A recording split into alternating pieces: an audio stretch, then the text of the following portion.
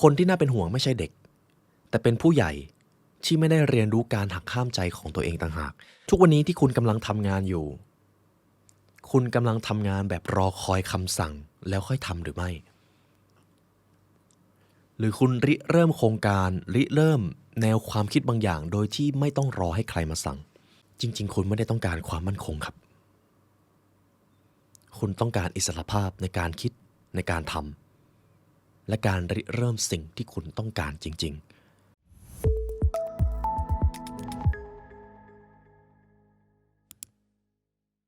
ผมอยากให้ทุกท่านลองคิดตามผมนะครับเคยสังเกตไหมครับคนที่ประสบความสำเร็จโดยเฉพาะในระดับโลกหรือคนที่มีภาวะผู้นำที่สูงพวกเขาจะมีความสามารถในเรื่องของคนทุกคนครับดังนั้นจึงไม่ใช่เรื่องเกินจริงเลยครับหากคุณมีความสามารถในเรื่องของคนรวมไปถึงภาวะผู้นำความสำเร็จของคุณจะไม่มีขีดจำกัดเลยคุณจะไปได้ไกลเท่าที่คุณอยากจะไปครับด้วยความสามารถนี้แต่ปัญหาที่อาจจะเกิดขึ้นก็คือหลายคนตั้งเป้าหมายไว้แต่อาจจะรู้สึกว่ามันมีบางอย่างที่ฉุดรั้งเอาไว้บางท่านอยากเป็นหัวหน้าแต่รู้สึกว่ายังไม่สามารถทำให้ทีมเดินไปในทิศทางเดียวกันหรือบางท่านยังรู้สึกว่าตัวเองยังขาดบารมีหรือความน่าเชื่อถือในการเป็นผู้นำทุกปัญหาเหล่านี้มีทางออกครับและนี่คือสิ่งที่ท่านจะได้รับจาก Discipline People and Leadership สำหรับคอร์สนี้ครับจะช่วยคุณสร้างวินัยในตัวเองทำสิ่งสำคัญโดยไม่ต้องรอแรงจูงใจพัฒนาทักษะภาวะผู้นำเพราะสุดท้ายแล้วครับการที่เราจะเป็นผู้นำที่ดีได้คนแรกที่เราจะต้องนำให้ได้ก่อนคนนั้นคือใครครับทุกท่านตัวเราเองถูกต้องไหมครับถ้าคุณอยากเป็นคนที่ทั้งมีวินัยและเป็นผู้นำที่แข็งแกร่งคอร์สนี้คือคำตอบสอบถามรายละเอียดเพิ่มเติมแอดไลน์ได้ที่ @thelibrary หรือคลิกลิงก์ใต้ description ได้เลยครับเดี๋ยวพวกเราจะวางไว้ให้เพราะสุดท้ายแล้วระดับความสำเร็จของเราไปได้ไกลกว่าที่เราคิดครับเพราะการเรียนรู้จะทำให้คุณเป็นอิสระ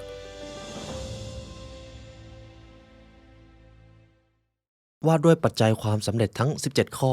จากนโปเลียนฮิลครับในวันนี้เราจะมาพูดถึงเรื่องนี้กันผมเชื่อว่าหากคุณผู้ฟังได้ติดตามหนังสือของคุณนโปเลียนฮิลนะครับเราจะเข้าใจว่าแก่นความสำเร็จทั้งหมดมาจากความคิดของเราถูกต้องไหมครับและ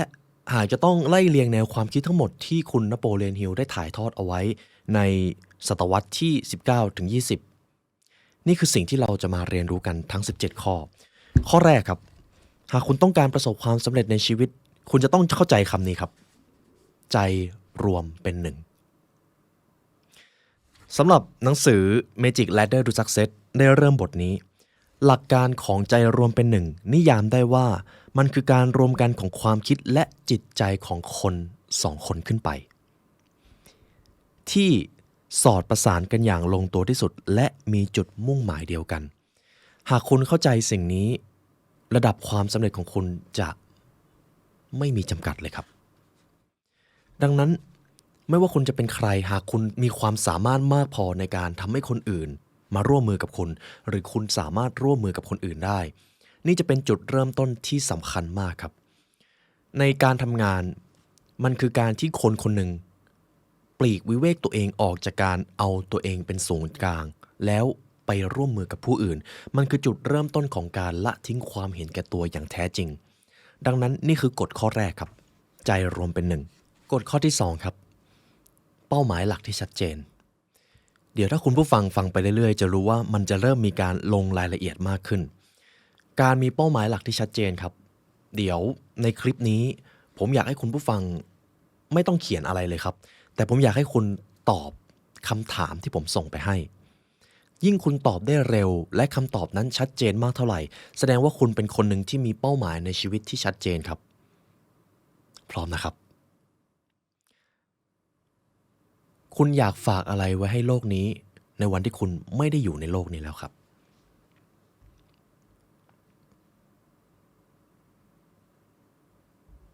คำตอบนั้นคืออะไรครับคำถามที่2ครับ10 ปีต่อจากนี้คุณมีเป้าหมายในชีวิตเป็นเรื่องอะไรครับ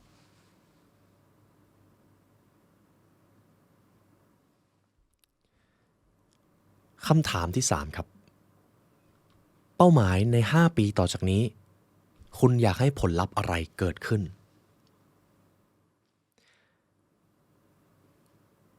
อบได้ไหมครับคำถามที่ 4ในปีนี้ครับอะไรคือเป้าหมายความสำเร็จของคุณและคำถามที่ 5เดือนนี้คุณต้องทำอะไรให้สำเร็จและคำถามสุดท้ายครับวันนี้คุณต้องทำอะไรเพื่อที่จะทำให้คุณประสบความสำเร็จในเป้าหมายใหญ่ของคุณนี่แหละครับถ้าคุณตอบคำถามนี้ได้ชัดเจนมากพอแสดงว่าคุณเป็นคนที่มีเป้าหมายนะครับคำถามนี้เป็นคำถามในการโคชชิ่งและผมเชื่อว่าหากคุณเอาไปถามคนใกล้ตัวมันจะเป็นการตกผลึกทางความคิดอย่างหนึ่งลองเอาไปถามดูนะครับแต่คนแรกที่คุณจะต้องมีคำตอบที่ชัดเจนก่อนก็คือเป้าหมายของคุณนั่นเองต่อไปครับบทเรียนที่ 3ของคุณนโปเลียนฮิลข้อนี้ผมเชื่อว่าหลายท่านเคยได้ยินมาก่อนความมั่นใจในตัวเองคุณผู้ฟังคิดว่าการมีความมั่นใจในชีวิตการกระทำการตัดสินใจเป็นเรื่องที่สำคัญไหมครับทีนี้ถ้าผมจะถามแบบนี้ล่ะครับคุณคิดว่าอะไรเป็นปัจจัยที่ทำให้คนไม่มั่นใจในตัวเองคุณคิดว่าเป็นอะไรครับคำตอบนั้นคือความกลัวครับในบัญญัติของคุณนโปเลียนฮิลว่าด้วยเรื่องของความกลัวความกลัวของมนุษย์จะมี6อย่างมนุษย์ที่อยู่ในฝั่ง away เดี๋ยวผมจะอธิบายตรงนี้เพิ่มนะครับคนที่อยู่ในฝั่ง away จะพยายามใช้ชีวิตด้วยการหลบหลีกความกลัวและแน่นอนว่าอะไรยิ่งหลบหลีกยิ่งเจอครับความกลัวทั้ง6ประการของมนุษย์ได้แก่ 1. การกลัวคำวิพากษ์วิจารณ์นี่คือความกลัวที่ยิ่งใหญ่ที่สุดและเป็นพลังงานด้านมืดอย่างหนึ่งของความกลัวที่ทรงพลังที่สุดมนุษย์จึงกลัวคำวิพากษ์วิจารณ์ยังจำได้ไหมครับสิ่งที่คนกลัวมากพอๆกับความตายก็คือการพูดในที่สาธารณะเพราะอะไรครับเพราะเรากลัวคำวิพากษ์วิจารณ์และการตัดสินจากผู้อื่นความกลัวประเภทที่ 2ครับกลัวเจ็บป่วยความกลัวประเภทที่ 3กลัวความยากจนความกลัวประเภทที่ 4ครับกลัวแก่ความกลัวประเภทที่ 5กลัวสูญเสียความรักความกลัวในที่นี้มักจะก่อให้เกิดความอิจฉาริษยายกตัวอย่างเช่นคุณเคยเห็นพี่น้องที่พี่จะรู้สึกไม่ชอบน้องเวลาน้องได้รับความรักไหมครับเพราะมันคือการกลัวสูญเสียความรักในรูปแบบหนึ่งมันจึงมักจะเกิดเป็นความอิจฉาริษยานั่นเองข้อที่ 6กลัวตายครับนี่คือความกลัวพื้นฐานของมนุษย์สิ่งสำคัญก็คือ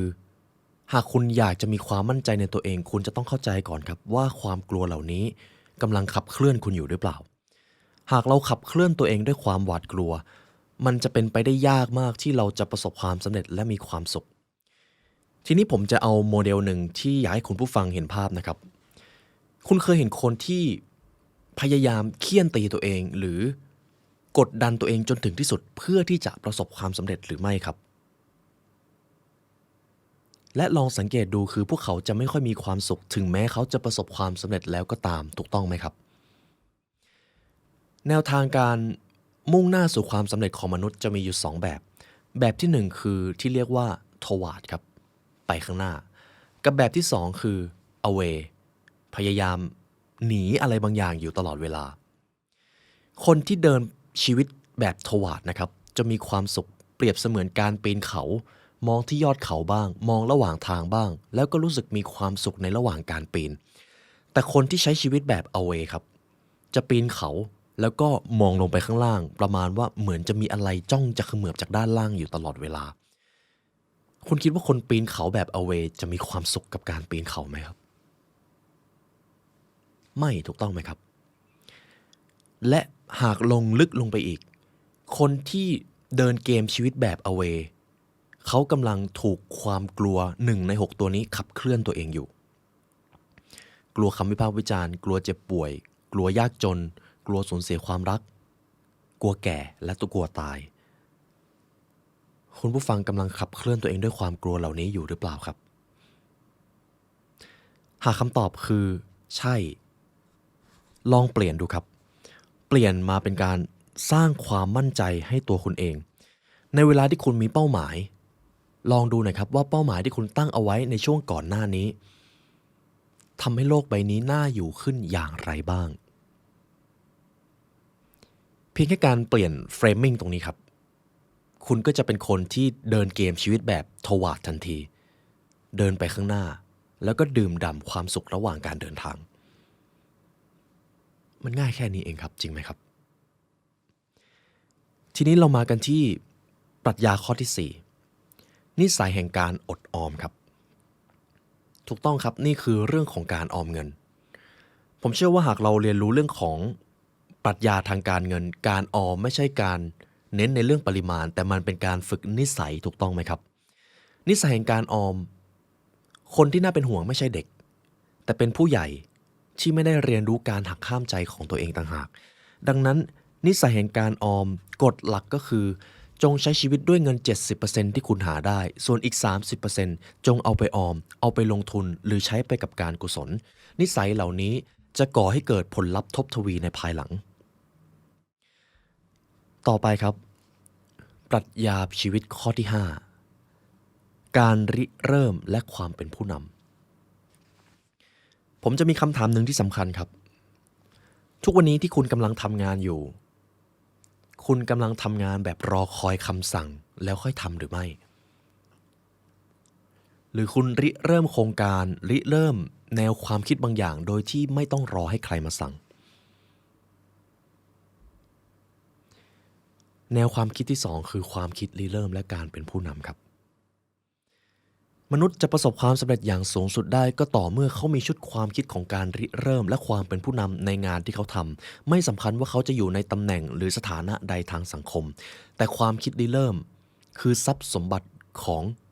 คนคนนั้นไม่มีใครมาพากจากมันไปได้ยกเว้นเสียแต่ว่าเขาจะตัดสินใจไม่ใช้ความคิดริเริ่มของตัวเองผมจะขออ่านตรงนี้ให้ทุกท่านฟังนะครับคนเราไม่ได้รับผลตอบแทนจากสิ่งที่เขารู้แต่พวกเขาจะได้รับผลตอบแทนจากสิ่งที่เขาทำกับสิ่งที่ตัวเองรู้หรือจากสิ่งที่เขาสามารถทำให้คนอื่นได้หากไร้ซึ่งการริเริ่มก็จะไม่มีความสำเร็จไม่ว่านิยามความสำเร็จจะเป็นอะไรก็ตาม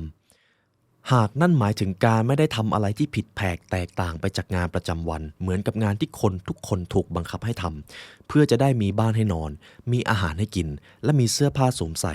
ซึ่งหากใครต้องการแค่3อย่างนี้ก็ไม่จำเป็นต้องมีการริเริ่มแต่เขาก็ต้องยอมรับครับว่าเขาจะต้องตกอยู่ในวงล้อมของกำแพงหินหรือเป็นหนูทิพย์จากไปทั้งชีวิตนั่นเองตรงนี้ผมจะขยายความให้ทุกท่านเข้าใจนะครับความคิดริเริ่มคืออะไรไหนใครในคอมมูนิตี้นี้มีการตั้งเป้าหมายเป็นความมั่นคงไหมครับผมมีโอกาสได้พูดคุยโค้ชแล้วก็ถามคำถามทั่วไปเลยครับว่าเป้าหมายความสำเร็จของแต่ละคนคืออะไร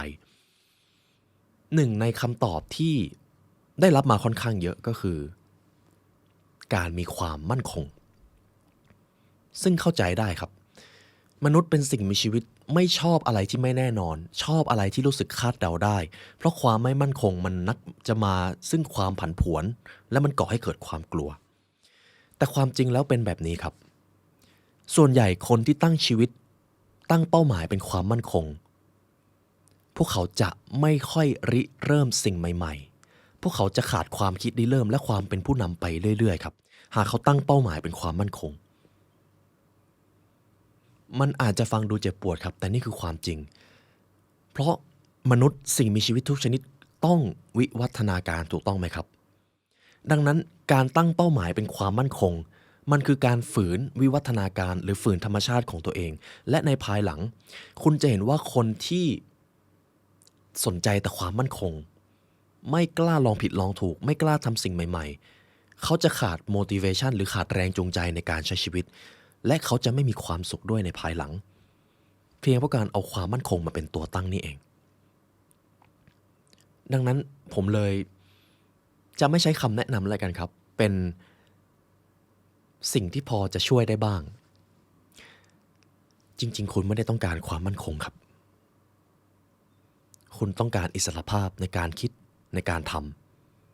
และการริเริ่มสิ่งที่คุณต้องการจริงๆและการริเริ่มสิ่งที่คุณต้องทำการลองผิดลองถูกการทำสิ่งใหม่ๆนั่นคือการออกจากความมั่นคงครับและถ้าคุณไม่ออกจากความมั่นคงคุณจะไม่ได้อิสรภาพนั่นเองหวังว่าจะช่วยได้บ้างนะครับทีนี้เรามาดูกฎข้อต่อไปครับจินตนาการ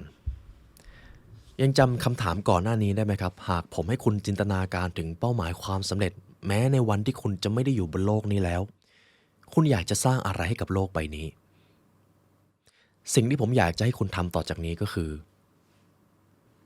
คิดถึงเป้าหมายนั้นขึ้นมาแล้วก็ลงรายละเอียดให้มากขึ้นไปอีกหากผมให้คุณผู้ฟังเลือกเป้าหมายชีวิตมา1อย่างผมอยากให้คุณหยิบเป้าหมายนั้นขึ้นมาแล้วขอให้ลองคอมเมนต์ข้างล่างให้หน่อยได้ไหมครับเพื่อที่ว่าจะเป็นแรงบันดาลใจให้กับคนในคอมมูนิตี้นี้และผมเชื่อว่าท่านจะมีความเป็นผู้นำเพิ่มขึ้นอีก1 ระดับเพราะท่านได้สร้างแรงบันดาลใจให้กับผู้อื่นแล้วทีนี้พอเป้าหมายที่คุณเขียนมาครับผมอยากให้คุณลงรายละเอียดเป้าหมายนั้นให้มากที่สุดหากคุณอยากรวยคำว่ารวยของคุณหมายถึงจำนวนเงินเท่าไหร่เดือนละเท่าไหร่ปีละเท่าไหร่ทรัพย์สินสุทธิเท่าไหร่และวิถีชีวิตความร่ำรวยนั้นเป็นยังไงคุณอยู่บ้านแบบไหนคุณอยู่ในพื้นที่แบบไหนชุมชนของคุณเป็นอย่างไรหรือถ้าเป้าหมายความสำเร็จของคุณคือการได้ท่องเที่ยวคุณอยากไปเที่ยวที่ไหนคุณอยากไปเที่ยวปีละกี่ประเทศและคุณอยากจะพาใครไปกับคุณด้วยยิ่งคุณลงรายละเอียดเยอะพลังแห่งจินตนาการจะเริ่มทำงานครับกฎข้อที่6จะเป็นสิ่งที่ถูกสร้างขึ้นด้วยความคิดของท่านเองผมอยากให้ทุกท่านลองคิดตามผมนะครับเคยสังเกตไหมครับคนที่ประสบความสำเร็จโดยเฉพาะในระดับโลกหรือคนที่มีภาวะผู้นำที่สูงพวกเขาจะมีความสามารถในเรื่องของคนทุกคนครับดังนั้นจึงไม่ใช่เรื่องเกินจริงเลยครับหากคุณมีความสามารถในเรื่องของคนรวมไปถึงภาวะผู้นำความสำเร็จของคุณจะไม่มีขีดจำกัดเลยคุณจะไปได้ไกลเท่าที่คุณอยากจะไปครับด้วยความสามารถนี้แต่ปัญหาที่อาจจะเกิดขึ้นก็คือหลายคนตั้งเป้าหมายไว้แต่อาจจะรู้สึกว่ามันมีบางอย่างที่ฉุดรั้งเอาไว้บางท่านอยากเป็นหัวหน้าแต่รู้สึกว่ายังไม่สามารถทำให้ทีมเดินไปในทิศทางเดียวกันหรือบางท่านยังรู้สึกว่าตัวเองยังขาดบารมีหรือความน่าเชื่อถือในการเป็นผู้นำทุกปัญหาเหล่านี้มีทางออกครับและนี่คือสิ่งที่ท่านจะได้รับจาก Discipline People and Leadership สำหรับคอร์สนี้ครับจะช่วยคุณสร้างวินัยในตัวเองทำสิ่งสำคัญโดยไม่ต้องรอแรงจูงใจพัฒนาทักษะภาวะผู้นำเพราะสุดท้ายแล้วครับการที่เราจะเป็นผู้นำที่ดีได้คนแรกที่เราจะต้องนำให้ได้ก่อนคนนั้นคือใครครับทุกท่านตัวเราเองถูกต้องไหมครับถ้าคุณอยากเป็นคนที่ทั้งมีวินัยและเป็นผู้นำที่แข็งแกร่งคอร์สนี้คือคำตอบ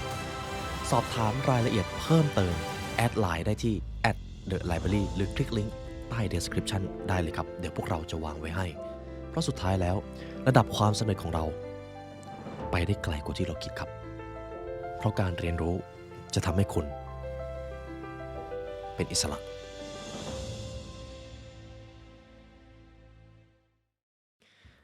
ต่อไปครับบทเรียนข้อที่7ความกระตือรือร้น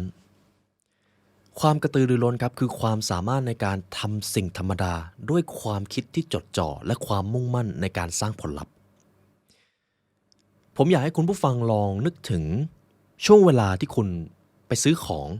และมีเซลล์และคุณต้องการจะคุยกับเซลล์ขายของนะครับเซลล์คนแรกเดินเข้าไปหาคุณทำหน้าบึ้งตึงไม่ยิ้มดูไม่ค่อยมีกระจิตกระใจอยากจะขายกับคุณเท่าไหร่กับอีกคนหนึ่งมีความกระตือรือร้นดูมีความจริงใจแล้วอยากจะช่วยเหลือคุณจริงๆคำถามง่ายๆเลยครับคุณอยากจะซื้อของกับเซลล์คนไหนครับสุดท้ายคุณก็อยากจะให้คนกระตือรือร้นมาอยู่ข้างๆคุณถูกต้องไหมครับความกระตือรือร้นคือหนึ่งในบุคลิกภาพที่สำคัญมากครับในการที่จะประสบความสำเร็จในแนวทางของความกระตือรือร้นครับถูกเขียนไว้แบบนี้ครับความกระตือรือร้นคือพลังผลักดันที่ไม่เพียงแต่จะเพิ่มกับให้เจ้าของมันแต่มันยังแพร่กระจายและลามไปยังผู้อื่นได้ด้วยผู้ที่ทำงานอย่างกระตือรือร้นจะทำให้ความน่าเบื่อของงานหายไป มีผลการวิจัยที่บ่งบอกว่าคนงานที่ทำงานขุดคูน้ำจะไม่เบื่องานที่ทำอยู่หากได้ร้องเพลงระหว่างการทำงานซึ่ง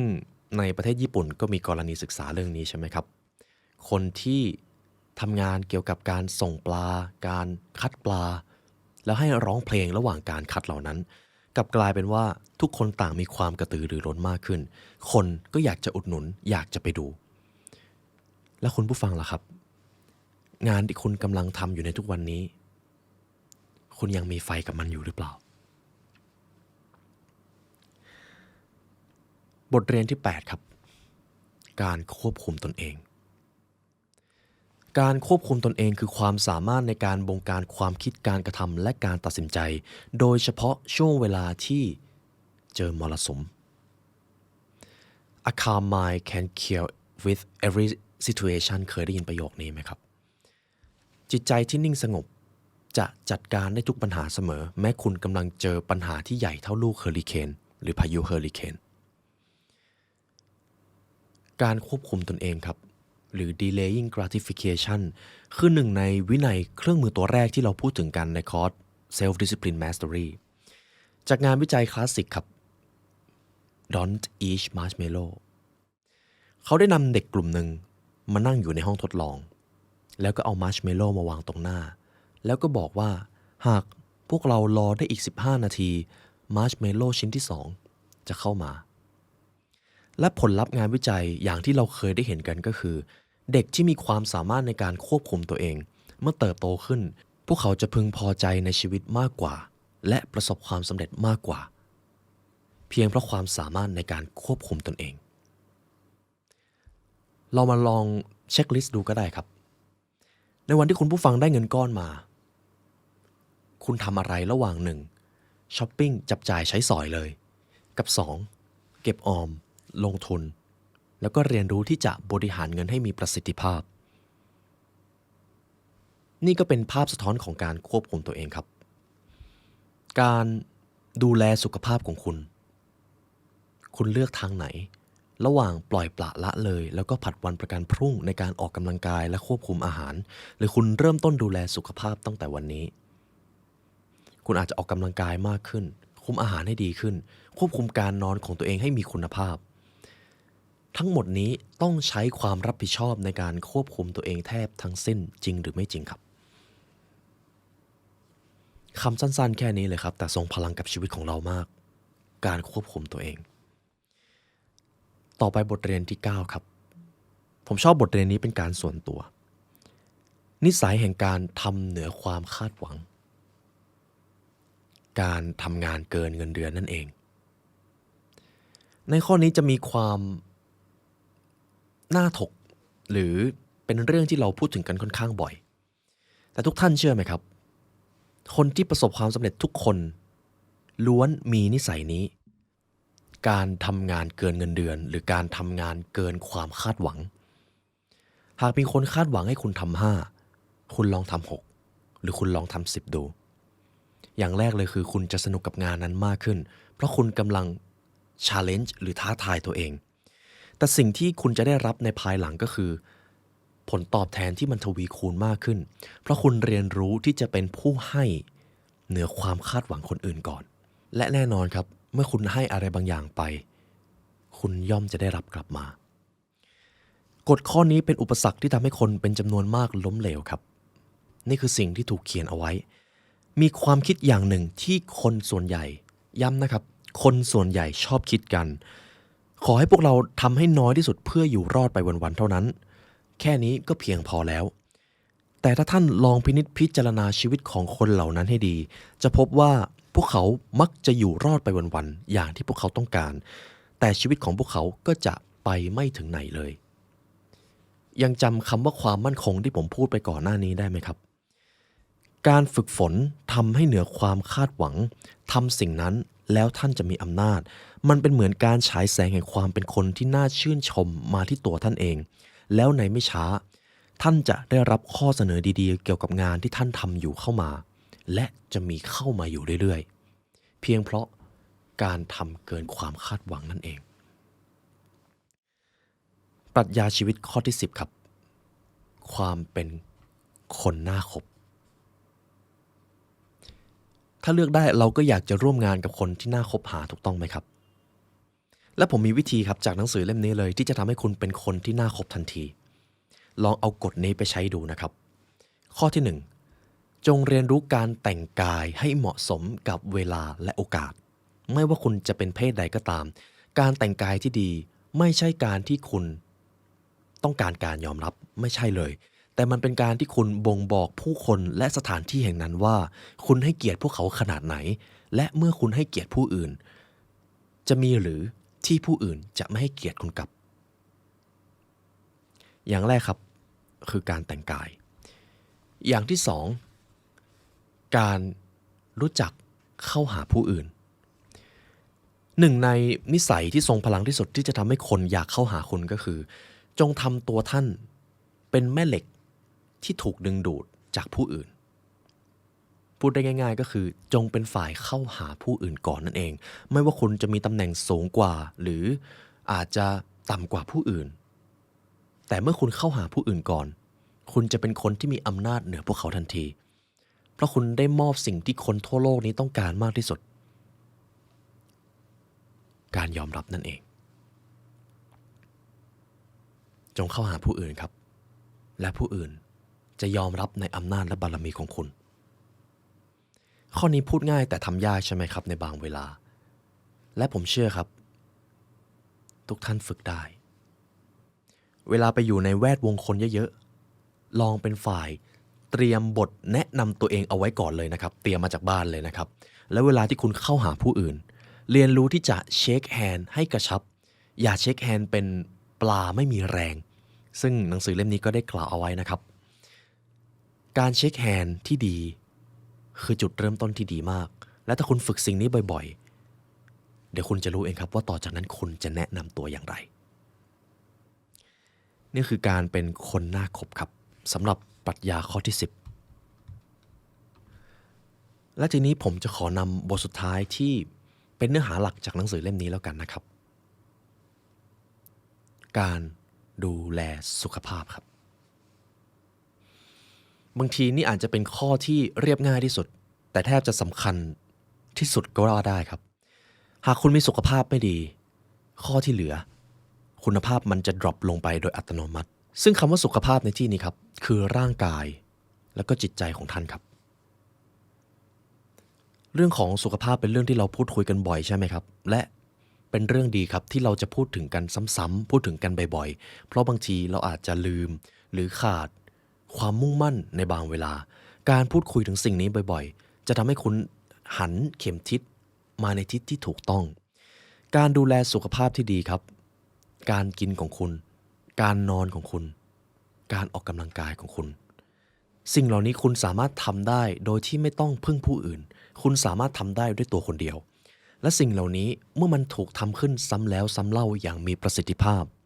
มันจะถูกเอาไปแสดงต่อในวันที่คุณต้องเผชิญหน้ากับผู้อื่นหรือต้องไปพบปะผู้อื่นสุขภาพของคุณจึงเป็นทรัพย์สินที่ทรงพลังที่สุดแหละครับดังนั้นหากวันนี้คุณยังเดินได้คุณยังกินได้คุณยังได้ยินคุณยังสามารถมองเห็นคลิปนี้ได้คุณมีทรัพย์สินติดตัวที่มั่งคั่งมากๆอยู่นะครับดูแลสิ่งนี้ด้วยนะครับและทีนี้ก่อนที่เราจะไปครับผมมีบทเรียนของหนังสือเล่มนี้เป็นกฎ30ข้อที่จะทำให้คุณล้มเหลวครับนี่คือสาเหตุแห่งความล้มเหลว30ประการที่เป็นร่วมกันมากที่สุดข้อนี้ผมอยากให้ทุกท่านลองวิเคราะห์ด้วยตัวเองดูนะครับมันจะมีความเป็นปรัชญาสาเหตุความล้มเหลวข้อที่1กรรมพันธุ์อันไม่พึงประสงค์สาเหตุของความล้มเหลวข้อนี้ถูกจัดไว้เป็นอันดับแรกการสืบทอดลักษณะที่ไม่ดีทางสายเลือดนับว่าเป็นอุปสรรคที่แก้ไขได้เพียงเล็กน้อยและเป็นสิ่งที่ไม่ได้มีเหตุมาจากเจ้าตัวเลยความจริงเป็นแบบนี้ครับใครที่มาจากสภาพแวดล้อมที่ถูกกรอกหูอยู่ตลอดเลยว่าความสำเร็จเป็นเรื่องยากชีวิตมันแย่ขนาดไหนหากในวัยเด็กเขาถูกกรอกแต่เรื่องราวแบบนี้เมื่อโตขึ้นมากรรมพันธุ์นี้จะเป็นอุปสรรคแน่นอนครับว่าเอาชนะได้แต่มันก็เป็นอีกสิ่งหนึ่งที่คนส่วนใหญ่ ยังผ่านไม่ได้เช่นเดียวกันสาเหตุความล้มเหลวประการที่2การขาดจุดมุ่งหมายที่ชัดเจนถ้าหากคุณสามารถเอาชนะสาเหตุความล้มเหลวในข้อที่เหลือได้กรรมพันธุ์อาจจะไม่ได้เป็นปัญหาสำหรับคุณเลยนะครับสาเหตุข้อที่3การขาดแรงบันดาลใจที่จะไปให้สูงกว่าระดับธรรมดาข้อที่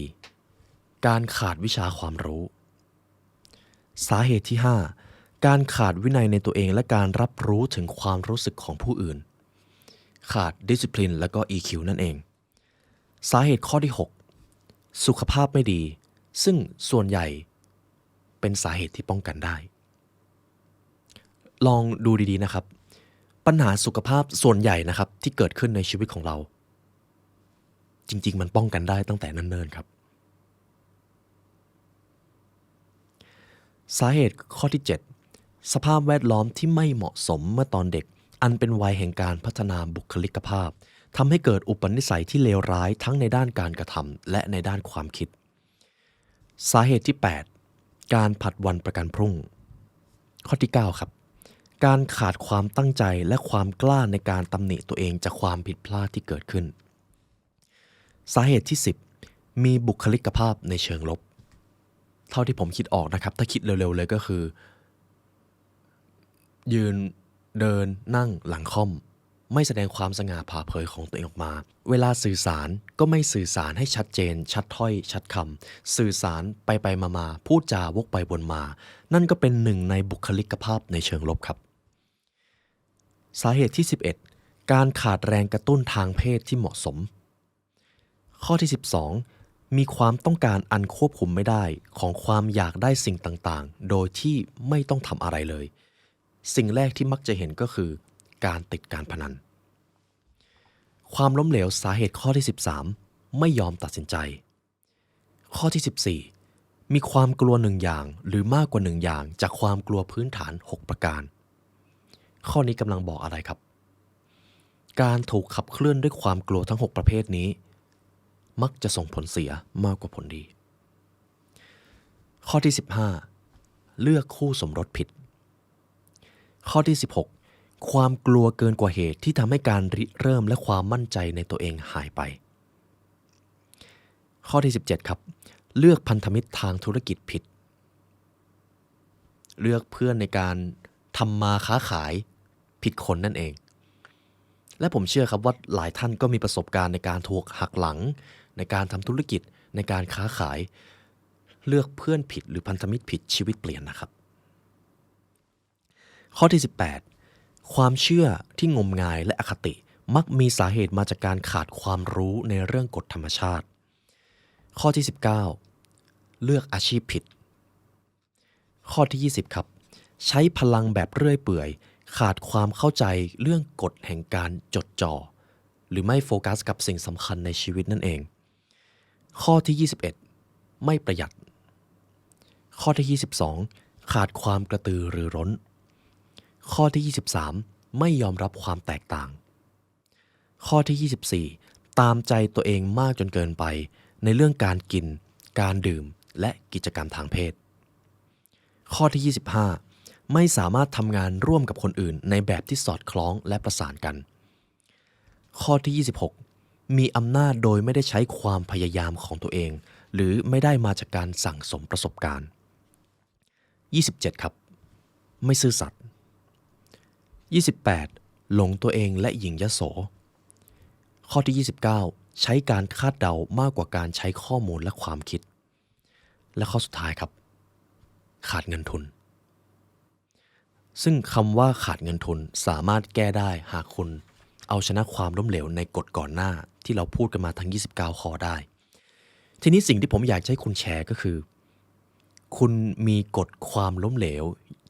ในตัวเองอยู่กี่ข้อครับผมอยากให้คุณซื่อสัตย์กับตัวเองแล้วลองคอมเมนต์ดูนะครับว่าคุณได้ตกผลึกอะไรบ้างจากการดูกฎแห่งความล้มเหลวนี้เราเรียนเรื่องความสำเร็จมากันเยอะแล้วถูกต้องไหมครับแต่ทีนี้เรามาลอง reflect ตัวเองกันดูมี1ใน30ข้อนี้หรือเปล่าที่กำลังฉุดรั้งเราอยู่และเมื่อคุณคอมเมนต์ผมขอให้คุณคอมเมนต์วิธีแก้ด้วยนะครับ ลองดูหน่อยครับว่าคุณจะต้องทำอะไรบ้างในการแก้ปัญหาเรื่องนี้และนี่คือการที่คุณได้โค้ชตัวเองครับและนี่ก็คือบทเรียนจาก Magic Ladder to Success ของคุณนโปเลียนฮิลนะครับสำหรับเอพิโซดนี้เป็นเกียรติอย่างยิ่งครับที่เราได้มาเรียนรู้ด้วยกันในวันนี้ได้เวลาอันสมควรแล้วครับทางผู้ร่วมงาน The Library Learn และตัวผมไลออนยุวสิงห์ขอกล่าวอำลาทุกท่านไปก่อนขอให้วันนี้เป็นวันที่ดีของทุกท่านครับสวัสดีครับถ้าคุณรักในการพัฒนาตัวเองครับทุกท่านโปรดกด Subscribe ให้ The Library เพื่อเป็นส่วนหนึ่งของ1 ล้านซับด้วยครับได้ไหมครับกดข้างล่างเลยครับ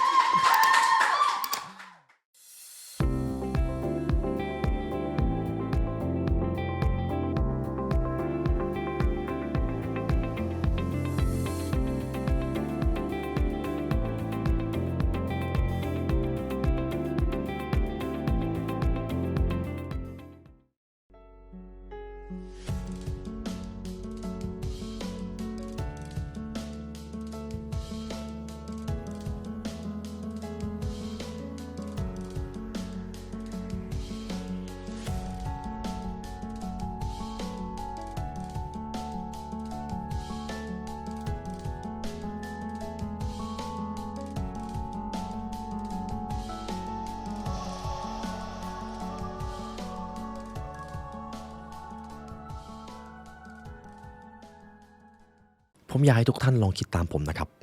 เคยสังเกตไหมครับคนที่ประสบความสำเร็จโดยเฉพาะในระดับโลกหรือคนที่มีภาวะผู้นำที่สูงพวกเขาจะมีความสามารถในเรื่องของคนทุกคนครับดังนั้นจึงไม่ใช่เรื่องเกินจริงเลยครับหากคุณมีความสามารถในเรื่องของคนรวมไปถึงภาวะผู้นำความสำเร็จของคุณจะไม่มีขีดจำกัดเลยคุณจะไปได้ไกลเท่าที่คุณอยากจะไปครับด้วยความสามารถนี้แต่ปัญหาที่อาจจะเกิดขึ้นก็คือหลายคนตั้งเป้าหมายไว้แต่อาจจะรู้สึกว่ามันมีบางอย่างที่ฉุดรั้งเอาไว้บางท่านอยากเป็นหัวหน้าแต่รู้สึกว่ายังไม่สามารถทำให้ทีมเดินไปในทิศทางเดียวกันหรือบางท่านยังรู้สึกว่าตัวเองยังขาดบารมีหรือความน่าเชื่อถือในการเป็นผู้นำทุกปัญหาเหล่านี้มีทางออกครับและนี่คือสิ่งที่ท่านจะได้รับจาก Discipline People and Leadership สำหรับคอร์สนี้ครับจะช่วยคุณสร้างวินัยในตัวเองทำสิ่งสำคัญโดยไม่ต้องรอแรงจูงใจพัฒนาทักษะภาวะผู้นำเพราะสุดท้ายแล้วครับการที่เราจะเป็นผู้นำที่ดีได้คนแรกที่เราจะต้องนำให้ได้ก่อนคนนั้นคือใครครับทุกท่านตัวเราเองถูกต้องไหมครับถ้าคุณอยากเป็นคนที่ทั้งมีวินัยและเป็นผู้นำที่แข็งแกร่งคอร์สนี้คือคำตอบสอบถามรายละเอียดเพิ่มเติมแอดไลน์ได้ที่ @thelibrary หรือคลิกลิงก์ใต้ description ได้เลยครับเดี๋ยวพวกเราจะวางไว้ให้เพราะสุดท้ายแล้วระดับความสำเร็จของเราไปได้ไกลกว่าที่เราคิดครับเพราะการเรียนรู้จะทำให้คุณเป็นอิสระ